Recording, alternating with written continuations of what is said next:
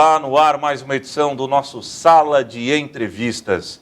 E hoje um programa muito especial. Inclusive não vou perder muito tempo na introdução do programa porque quero aproveitar muito bem esses 26 minutos que nós teremos pela frente. Ele dispensa apresentações. É um dos maiores pregadores do Evangelho do Brasil. Para mim, um dos maiores teólogos, pregadores do mundo. Tenho a honra de receber aqui, estou até um pouco emocionado, pastor Hernandes Dias Lopes. Que honra, pastor. Obrigado por ter vindo aqui ao Sala. É um privilégio, Heber. É muito bom estar aqui com você e poder entabular essa boa conversa aqui com você e com os seus telespectadores. Pastor, já descobriu quem escreveu a Carta aos Hebreus? Esta é uma boa discussão, né? Ao longo da história, a pessoa que mais se inclina para crer que foi o escritor foi Paulo. Uhum. Outros acham que é impossível que tenha sido ele, apontam para Apolo, apontam para Barnabé, mas eu prefiro entender que deveremos deixar isso na economia de Deus. Fechar a questão sobre esse assunto é matéria de debate contínuo e o melhor é ficar com o coração tranquilo e entender que só Deus conhece o verdadeiro escritor da Carta aos Hebreus. Amém. Eu citei Paulo e até fiz essa brincadeira porque, para mim, uma das grandes obras que o senhor escreveu, Paulo, o maior líder do cristianismo, tive a honra de ler aí algumas vezes essa obra. Muito obrigado. E tem uma situação que me chamou muita atenção, que é justamente quando o Senhor sai de cima do muro, naquela discussão, que seria o espinho na carne de Paulo. Exatamente. O senhor crê de fato que é falta de visão? Problema de visão? Veja bem, é fato que Paulo foi pregar na região da Galácia por causa de uma enfermidade física, porque isso está registrado na Carta aos Gálatas, capítulo 4, versículos 14 e 15. Não consta o texto bíblico que ele tenha saído de Antioquia doente, mas consta que ele chegou na Galácia doente, uma doença física. Perfeito. E é provável que ele tenha tido um problema de visão, porque os estudiosos querem crer que quando ele sai de Antioquia, da Pisídia, que era uma região pantanosa, e de onde João Marcos deixa a caravana para voltar para Jerusalém, era uma região muito infestada de uma doença endêmica, que era a malária. E isso produziu uma dor de cabeça alucinante, que inclusive afetava a própria visão. E Paulo parece que deixa claro que o problema dele, de problema físico, era a visão, porque ele disse que os Gálatas, se possível, teria arrancado os próprios olhos para dá-los a Paulo. Paulo usava escritores amanuenses para escrever suas cartas, então ele chegava lá e colocava o seu nome. Numa carta ele chega a dizer, veja com que grandes letras eu vos escrevo. Né? Então, dá-nos a impressão que a doença física dele passava por um problema de visão. Nós não podemos 100% fechar a questão, mas estou muito inclinado a crer que o problema físico do apóstolo Paulo, que ele chama na segunda carta aos Coríntios, capítulo 12, de um espinho na carne, tenha sido essa doença física que passava por um problema na sua visão. Interessante. Citei Paulo porque eu queria entrar no próximo assunto. Claro. Paulo, se formos comparar hoje, talvez com grandes terroristas que espalham terror pelo mundo, creio que a única diferença seria a tecnologia, né? Porque um ódio por aqueles que anunciavam Cristo como Filho de Deus, estava indo para Damasco justamente para perseguir e prender os cristãos. E aí teve um encontro com Jesus Cristo e foi transformado. Por que eu falo isso? Porque hoje se fala muito, inclusive no meio cristão, de que é preciso uma ação mais rígida, mais contundente dos governantes com relação a tudo que está acontecendo. Me refiro a atos terroristas, Estado Islâmico, aos extremistas, aos jihadistas. Porém, Paulo não teve nenhuma intervenção de governo, nenhuma intervenção de autoridade, a não ser um encontro verdadeiro com Jesus Cristo. É possível um terrorista convicto e que espalhe o ódio pelo mundo, a perseguição, se converta ao cristianismo através de um encontro com Jesus Cristo? Esse encontro, em pleno século XXI, ainda é possível, pastor? É absolutamente possível, porque, na verdade, todo ser humano é pecador. e todos estão afastados, distantes da glória de Deus. E não há nenhuma pessoa que esteja fora do alcance da graça de Deus. O único pecado que a Bíblia diz que não tem perdão é a blasfêmia contra o Espírito Santo, que é um pecado deliberado de alguém que, embora conheça, rejeita. Mas o ateísmo, a ignorância, a truculência, a barbárie, não é o pecado da blasfêmia contra o Espírito Santo. Então, eu creio que deve existir mesmo medidas governamentais, legais, para trabalhar essa questão da contenção, da prevenção e da ação bem firme contra o terrorismo. Entretanto, nós não podemos jamais pensar que um terrorista, seja ele de que ordem for, está fora do alcance do Evangelho. Todas as pessoas, indistintamente de religião, de filosofia, de ideologia política, de postura religiosa, todas essas pessoas estão dentro do alcance possível do Evangelho de Cristo. E nós devemos pregar a essas pessoas, porque o Evangelho transforma um terrorista num pregador do Evangelho. O Evangelho transforma um viciado, chafurdado na lama, no charco do pecado, num homem santo. O Evangelho transforma ateus em crentes fervorosos. Então, o Evangelho é o poder de Deus para a salvação de todo aquele que crê. É assim interessante o senhor citar esta situação, porque quando se fala em terrorismo, justamente há um temor e um medo muito grande. Mas também há uma indignação, porque muito se fala que parece que quando é uma ação terrorista, há um certo cuidado, pisar em ovos, islamofobia, isso e aquilo.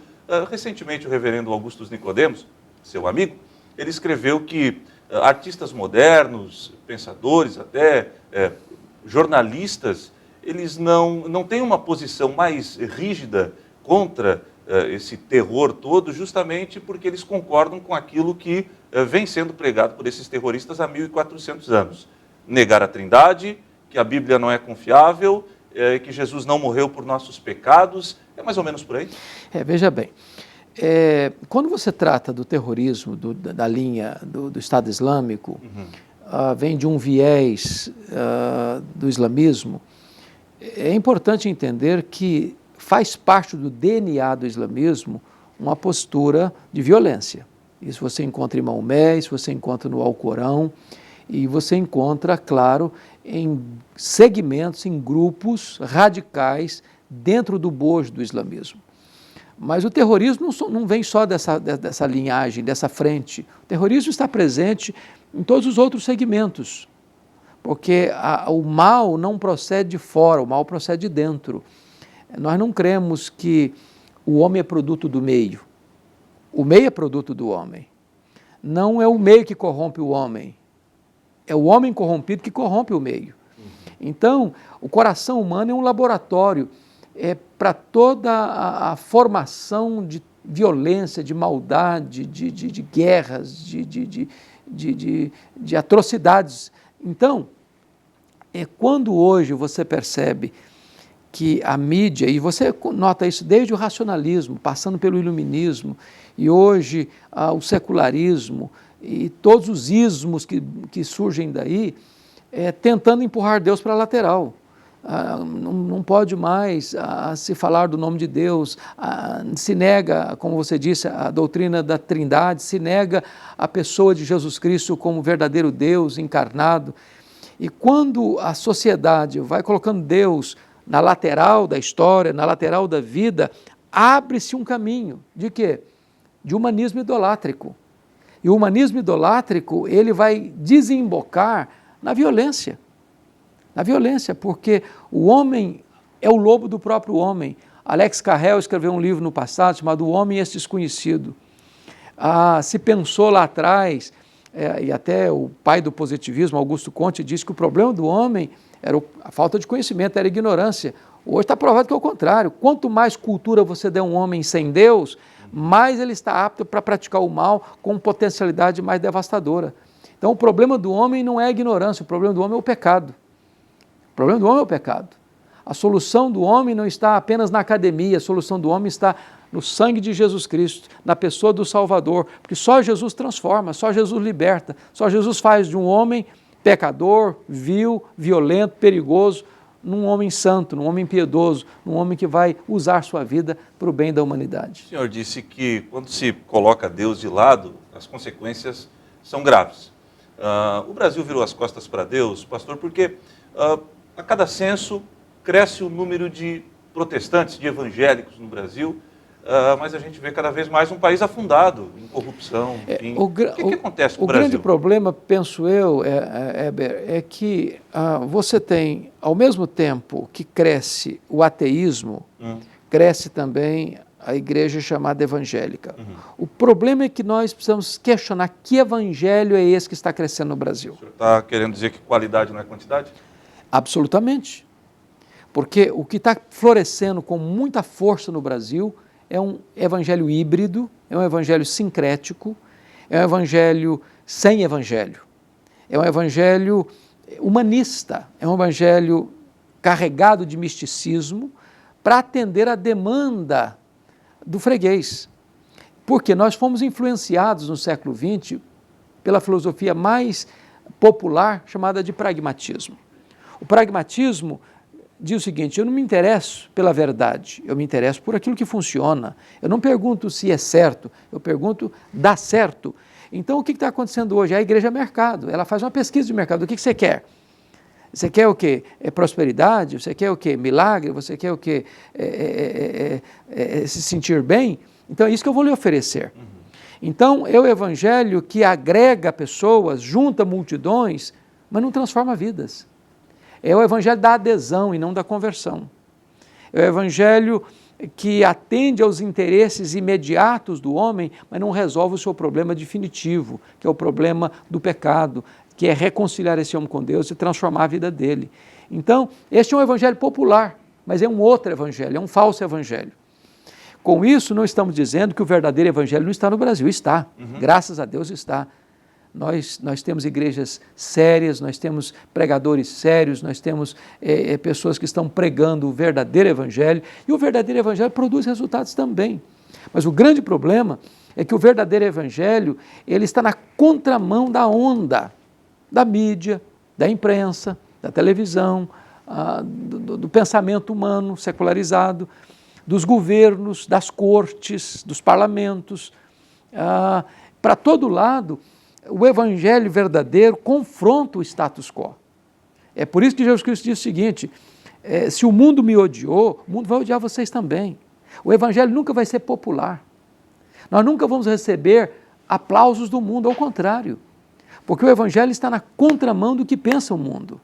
Não dá para ser amigo de Deus e amigo do mundo ao mesmo tempo. Então o que acontece? Quando o verdadeiro evangelho é anunciado, ele vai encontrar resistência, ele vai encontrar perseguição, e se a igreja hoje está ganhando aplauso do mundo, ela tem que parar para pensar, porque a amizade do mundo é pior do que a espada do mundo. Amém. É o pastor Hernandes Dias Lopes aqui no nosso sala de entrevistas, e daqui a pouco, o primeiro bloco passou voando, daqui a pouco o segundo e último bloco do nosso programa, conversando mais com o pastor Hernandes, tentando aprender ainda mais com esse grande pregador do evangelho. Voltaremos já já.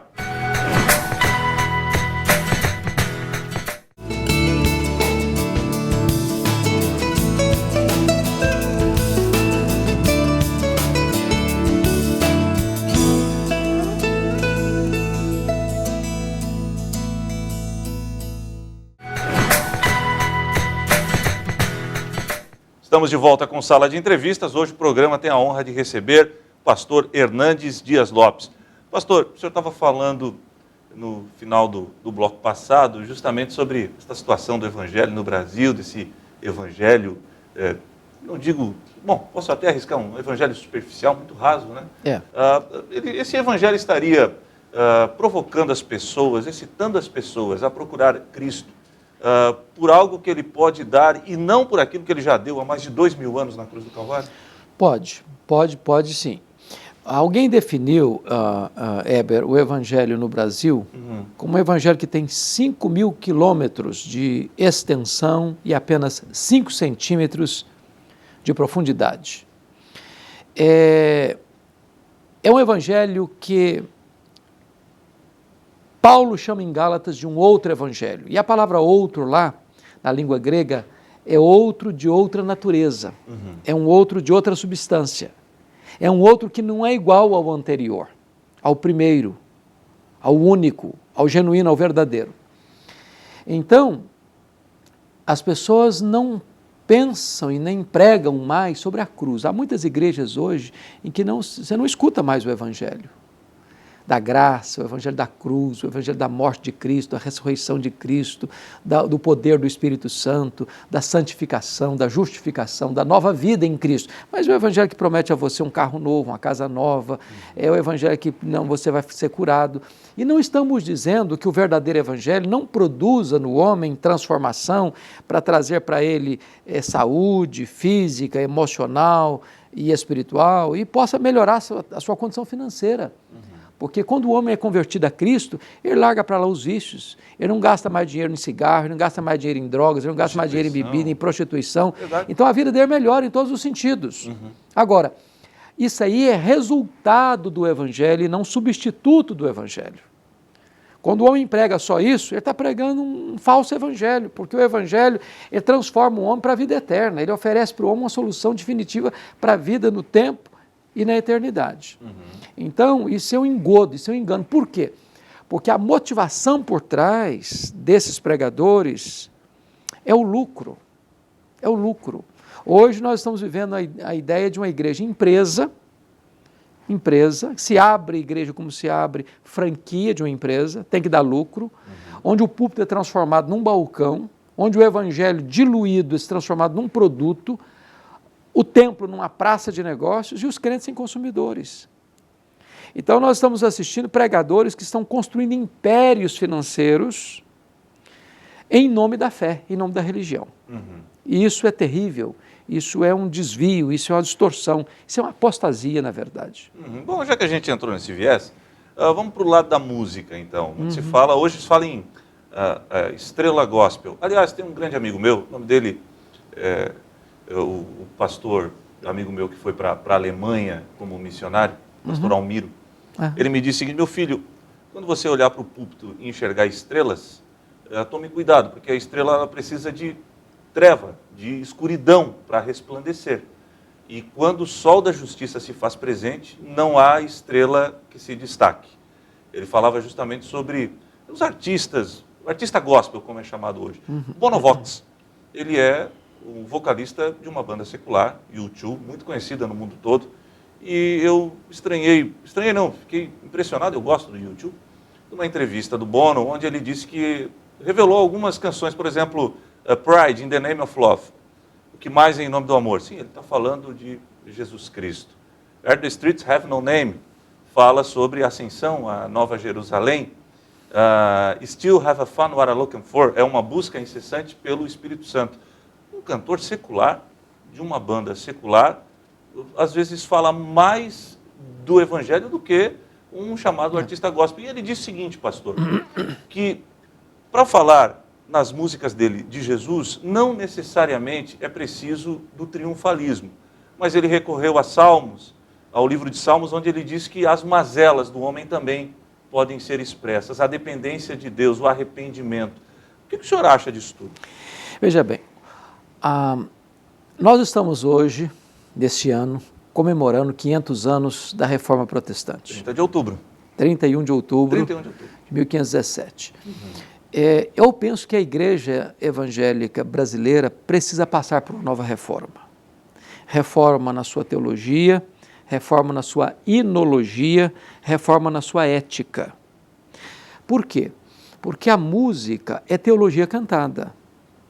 Interessante. A música é teologia cantada. Se a teologia é ruim, ela vai produzir uma ética ruim, porque a ética é filha da teologia, a teologia é mãe da ética. Agora, o que nós estamos assistindo é a música de consumo.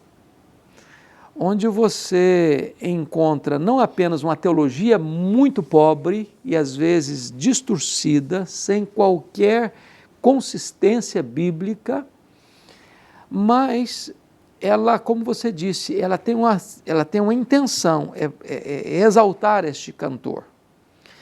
E aí você começa a perceber que o culto vira show. Não combina o culto com o show. Show você faz para homens,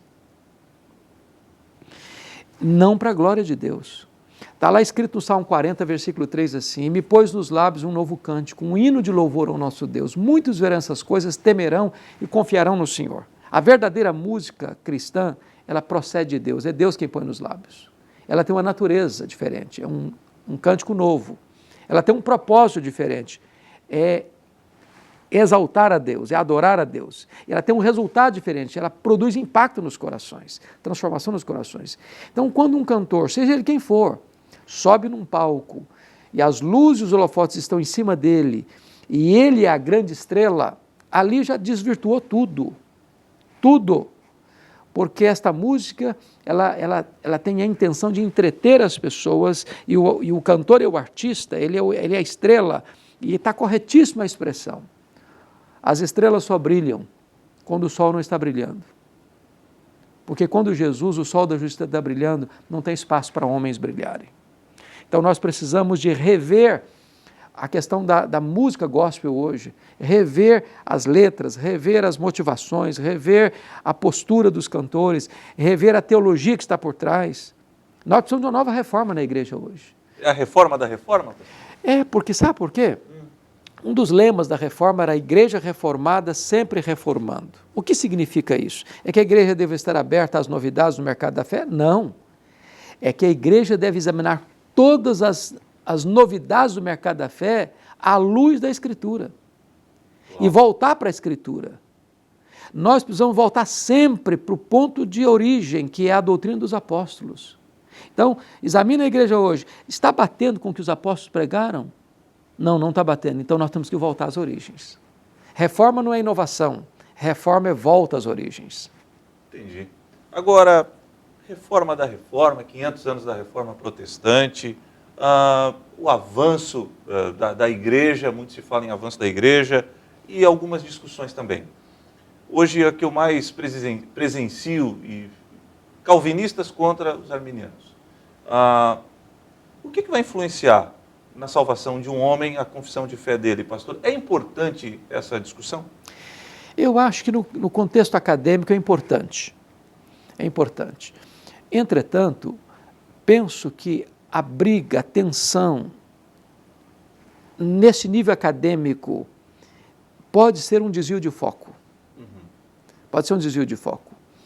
Porque, muitas vezes, deixa eu lhe dar um exemplo.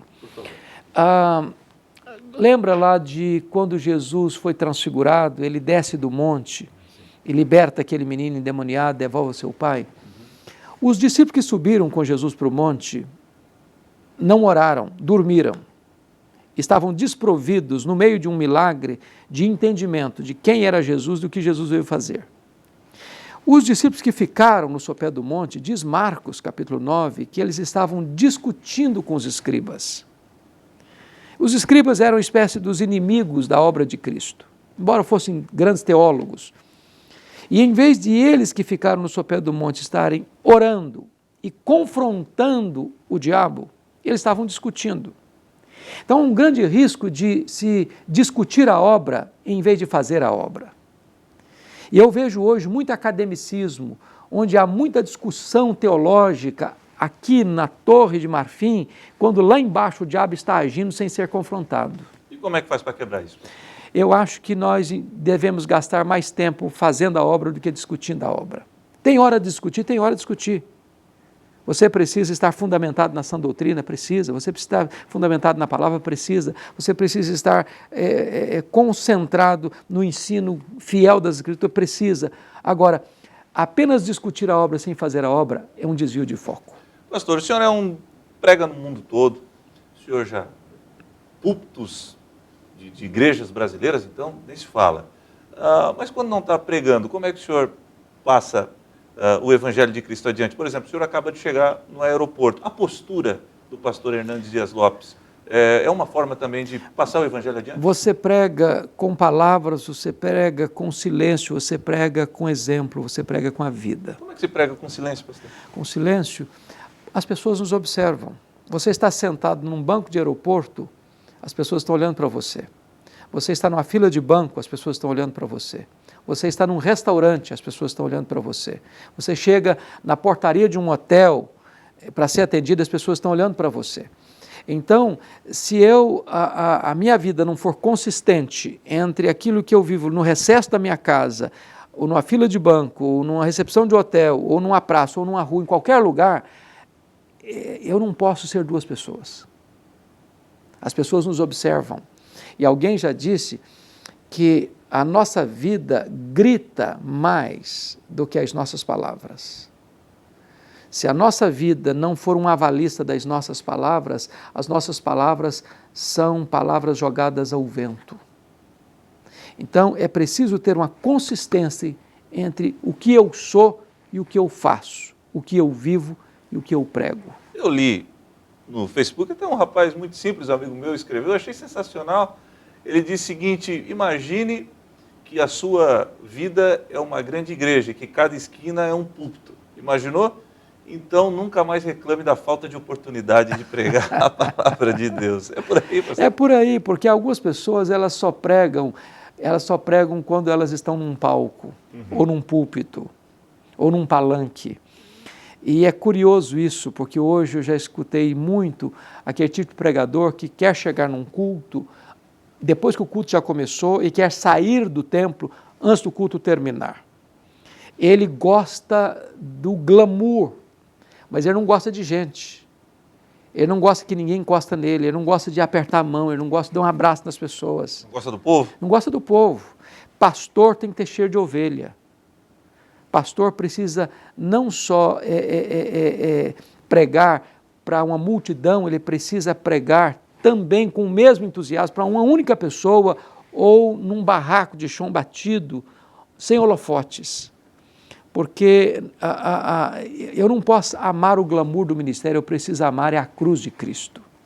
É a cruz de Cristo. Glória a Deus. Quem não está disposto a pregar para uma única pessoa no anonimato está desqualificado para pregar para uma grande cruzada, para uma grande multidão. Amém. Pastor, muito obrigado por você ter vindo aqui. É um privilégio. Eu agradeço muito. Saiba que Deus tem usado muito o senhor para que vidas possam ser alcançadas pelo ministério de Jesus, pelo Evangelho e, consequentemente, transformadas. Deus abençoe. É um privilégio, Heber. Deus abençoe você, Deus abençoe as pessoas que estão aí nos assistindo e que Deus enche o seu coração de alegria em conhecer a Jesus, o Filho de Deus. É só nele que você tem verdadeira vida, só nele você encontra plena paz, só nele a vida faz sentido. Muito obrigado. Amém. Sala de Entrevistas volta semana que vem. Um abraço a todos e Deus abençoe.